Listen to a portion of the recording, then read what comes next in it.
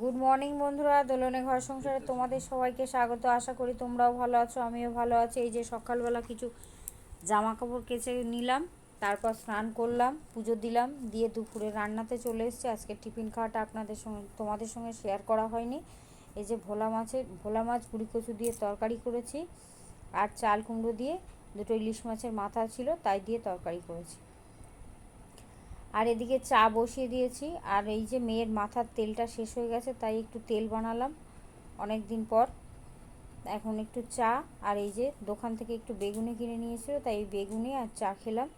অল্প শাড়ির ফলস পাড়টা অল্প লাগাতে বাকি ছিল, সেটা লাগিয়ে এই যে রাতের খাবার যা দুপুরে খেয়েছি তাই রাতের খাবার নিয়ে চলে আসলাম। খাওয়া দাওয়া হয়ে গেল, তোমরাও খেয়ে নাও। আমার ভিডিওটা ভালো লাগলে চ্যানেলটা সাবস্ক্রাইব করো। বাই।